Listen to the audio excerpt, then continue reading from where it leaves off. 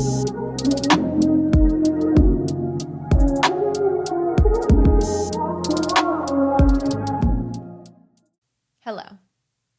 Welcome to Authentically Aligned, a wellness podcast where we speak on all things wellness, from fitness and nutrition to meditation and mindfulness, nervous system regulation, healing, growth, self-help, and so much more. If you are a new listener, welcome to the podcast. And if you are a returning listener, thank you so much for your love and support. And I want you to know that I'm sending you that same love and support right back. Have you ever left a conversation physically, but you continue having the same conversation or replaying the conversation in your head for the next few hours? Have you ever left work, but still continue to think about an email that needs to be sent? You're at dinner, but you're thinking about tomorrow.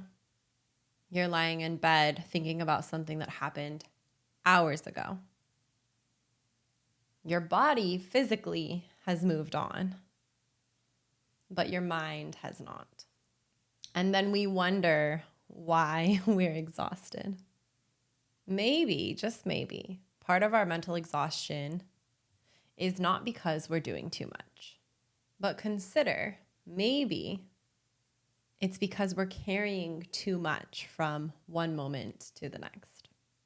Your mind is not meant to carry every moment with you.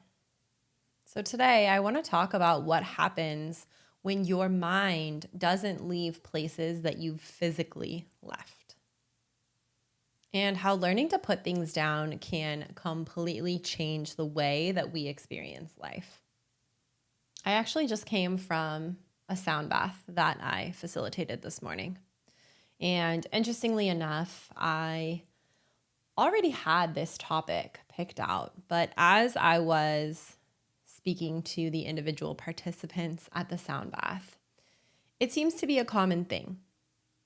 We tend to carry thoughts, feelings, worries around with us, rather than putting them down and leaving them where they're meant to be. And in talking to the individuals this morning, it was very apparent that many people struggle with this.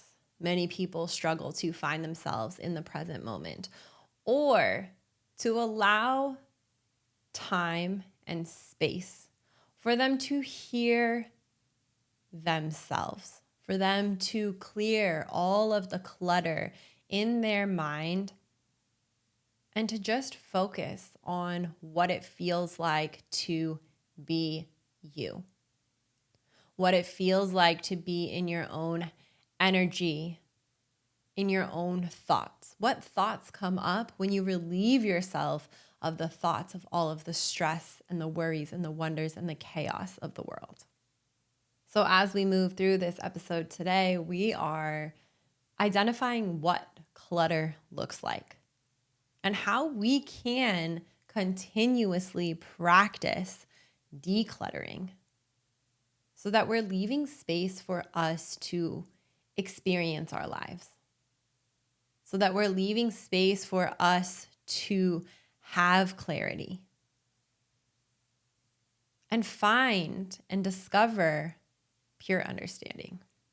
When we hear the word clutter, we think about our physical space. We think about a messy room, our messy desk, what our car looks like. Too many things physically can become cluttered very easily. But just as easily, your mind can become cluttered. Mental clutter can look like unfinished conversations. It can look like replaying things that you wish that you would have said, future worries, past mistakes, imaginary conversations, information that you consume all day, every day. And while none of these things feel overwhelming individually, as they continue to accumulate in our minds, we begin to experience mental clutter. Thought after thought after thought, compiling until there's no space left for clarity. There's no space left for quiet. Sometimes you're not overwhelmed with what's happening right now, but you're overwhelmed by all of the things that you're bringing into right now. Your body leaves, but your mind stays. Think about how often this happens. You physically leave work, but mentally, you're still working. You finish having an uncomfortable conversation, but then find yourself replaying it for hours. You leave the gym, and instead of feeling your body and enjoying your drive or your walk home, you're already planning tomorrow. You're spending time with somebody that you love, but your attention is elsewhere. Your physical environment changes consistently throughout the day, but rarely do we ever make time to mentally make that shift or make that transition. So then what happens is we end up existing in multiple moments simultaneously, because the text message that you read on the way to the gym is then carrying with you through your workout. And then as you finish the gym, then you're focused on what tomorrow is going to look like. So now we have two things compiled. And then you get to work and you compile another thing. And then you run your errands and you compile another 2 or 3 things. So by the time you get home and you are spending time with loved ones or with yourself, there is absolutely no space for quiet. Because we didn't create the transition. We didn't say, this stays here, this stays here, this stays here. And I can come back to it when I come back to this space. Or I can come back to it when I dedicate time and space for this. But I don't have to carry everything that I've experienced throughout my day. Think about every conversation, interaction, experience you had throughout the day. And just say even you pick up 5 pounds with every one of these things. 5 pounds times 5 experiences, which likely there's more. You're already carrying an extra 25 pounds on your body. And physically, you would feel that. And it wouldn't take long for you to recognize, maybe I need to put this down. The same thing happens with our minds, except because we've become so accustomed to,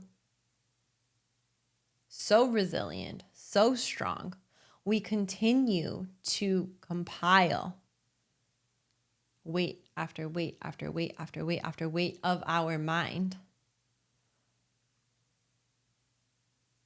until we experience the burnout, the chaos, the breakdown of this mental clutter.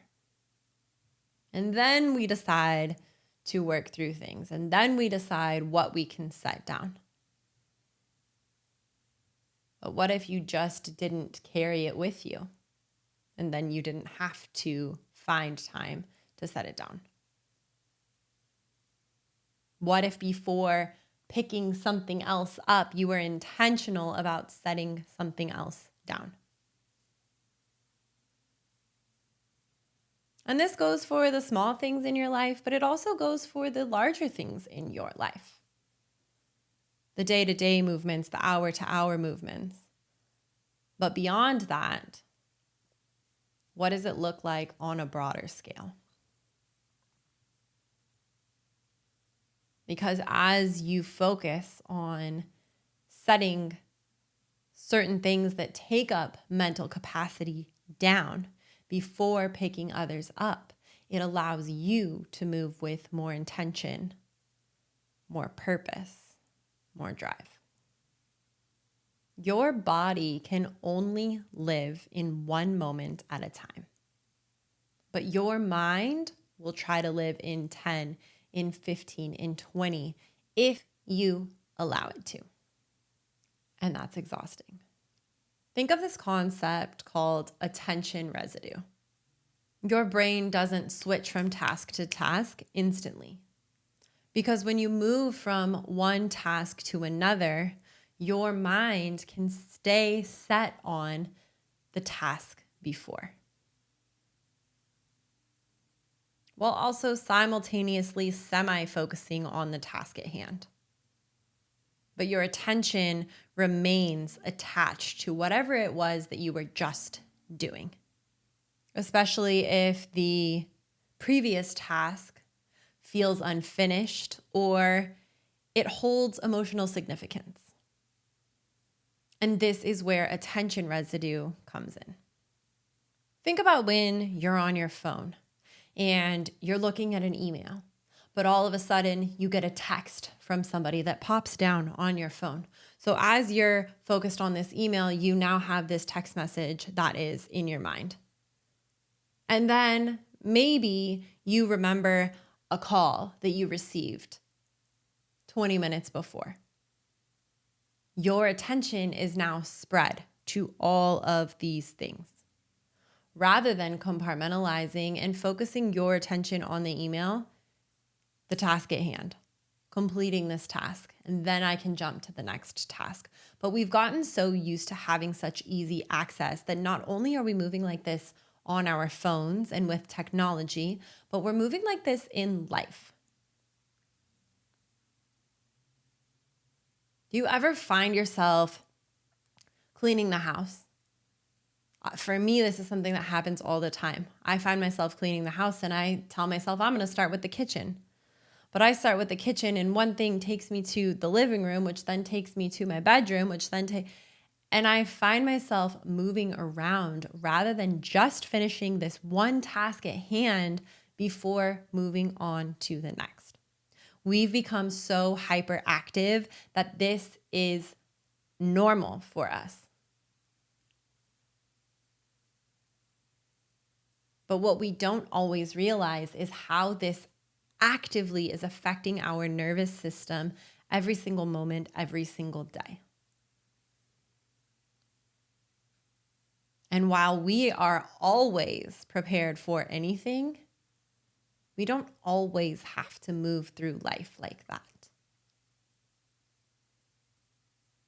There's a really incredible book called The Miracle of Mindfulness. And the concept of the book is being present in the moment. If you are washing dishes, you're focusing on washing that one dish. And you're not thinking about other things. You're not worried about what you're going to eat for dinner or who's going to call or what's happening, but you're focused and present on the moment, washing this one dish. But the practice goes beyond that. It goes beyond into everything that you do. What if with everything that you did, you didn't allow your mind to wander to something else, but you allowed your mind to stay right where it was in the moment? Likely, your productivity would skyrocket and your exhaustion would plummet.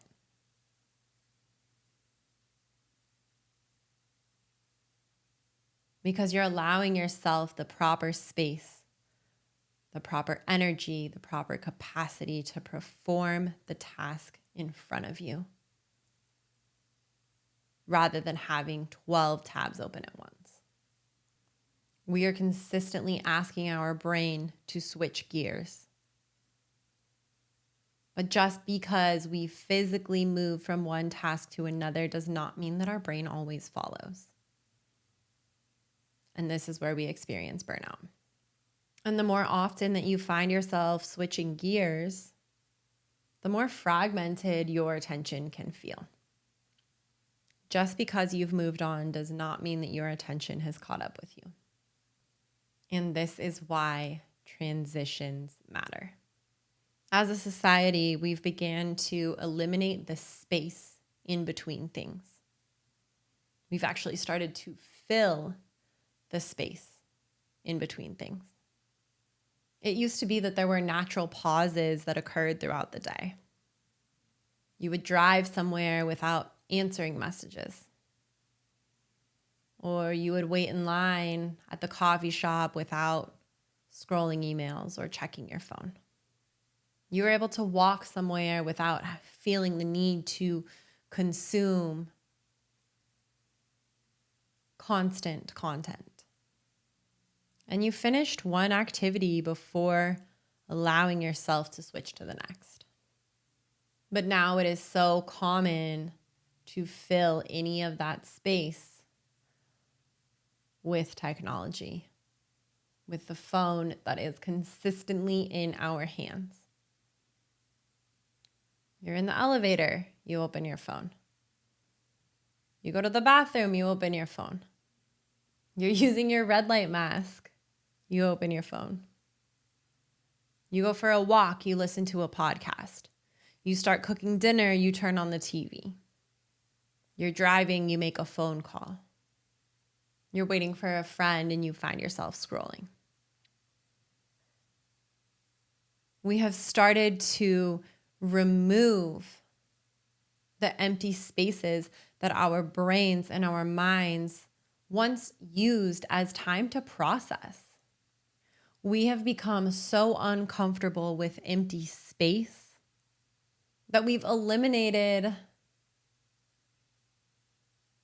the very moments that our minds need in order to clear themselves. And for some, it has become so uncomfortable to clear their mind that they refuse to do it.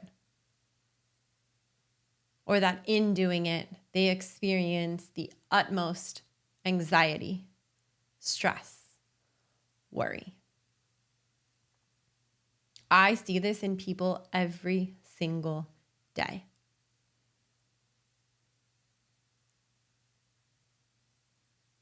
With all of the clients that I help, I absolutely promote meditation, mindfulness, awareness, quieting the mind.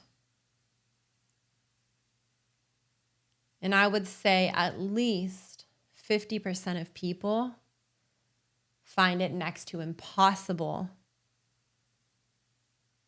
to do this because it causes so much uncomfortability that they refuse to do it. But just as with anything, the uncomfortable creates the growth, it creates the evolution, it creates the change. Not only thinking about our minds needing that transition, but our nervous systems need the transition as well. When you experience something that emotionally activates you, your body continues carrying that with you, that sensation, the feeling, even after you've left the room. You can leave a conversation, but your body is still tense. You can leave work while mentally or even physically preparing for tomorrow.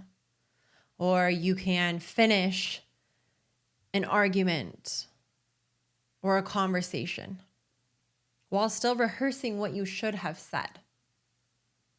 But this is exactly why your transitions cannot just be based off of logic.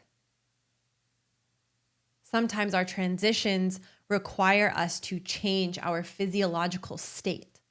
They require us to take a few deep breaths or to let go of the tightness that's happening in our chest. They require us to drop our shoulders or unclench our jaw. Re-regulating our nervous system, coming back into our breath, and reconnecting to your mind in the present moment. Sometimes you have to be the one to signal to your body that that moment is over. You have to be the one that creates the transition mentally and physically. Now, don't get me wrong, this does not by any means mean that you should start suppressing these feelings or emotions or sensations that are coming up. But what it does mean is that you don't have to carry these things with you from one thing to the next to the next. You can allow yourself to process them, or you can allow yourself to set it to the side to process later. but making sure that you're coming back to this to process so that you're able to free yourself from it, so that you're able to release the stress, the tension, the clutter. We have to learn to close our mental tabs because throughout the day, we all have 47 tabs open. Think of your mind like a computer. When you have 1, 2 tabs open, it's not a problem. But when you have 30 plus tabs open, you have one from work, you have one from your relationship, you have one from something that you said yesterday, your grocery list, the meeting that you have tomorrow, a decision that you know you have to make next month, something that you saw when you were moving throughout your day. As these tabs continue to accumulate, your system begins to slow down. Your system begins to overheat. It begins working overtime, trying to manage all of these tabs that you have open. So we have to practice closing out tabs. Before leaving a space, ask yourself, is there anything that I actually need to do with this right now? If yes, address it, write it down. And if not, give yourself permission to set it down. A useful phrase that can be used is, I don't need to carry this into my next moment. Start to create transition rituals. Instead of rushing from one thing to another, intentionally create a transition. The first thing that you can do is acknowledge that you're leaving. I've finished work for the day. That conversation is over. I can come back to this tomorrow. And then externalize unfinished thoughts. The power of writing something down is becoming a lost art. Write down what still needs to happen. Write down the things that you're worried that you'll forget. Write down the things that need your attention later. This way, your brain doesn't have to continuously replay or rehearse something so that you'll remember. But you have note of it in a space where when you're ready to return to it, you can. And then practice regulation. Your breath is so powerful and it can be used anywhere at any time. Take 3 to 5 slow, deep breaths. Take a few minutes to go for a walk. Stretch your body, step outside, get some sunlight, and allow your body to change states. And then allow yourself to intentionally enter the next moment. Ask yourself, where am I now? And where do I need my attention now?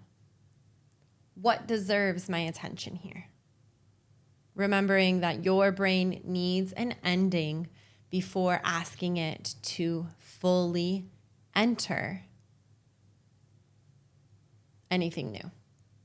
So with everything that you experience in life, practice leaving it where it happened. When you leave work, leave the work there. When you end a conversation, let the conversation end. When yesterday ends, stop asking today to carry it. And this doesn't mean that you're ignoring unresolved problems. Some things require reflection. Some things require another conversation. Some things need to be processed. The goal isn't avoidance, it's containment. You're allowed to say, this matters to me, and I will give it my attention at the appropriate time. That's a very different thing than letting it be all-consuming until that time comes. Think about the fact that your presence requires mental space. We talk about being present as if it's a in-the-moment decision. But it's difficult to be present when your mind is carrying environments of other moments, of other spaces. Your presence requires space. If you're having dinner with somebody that you love, be at dinner. If you're working, be focused on what's in front of you at work.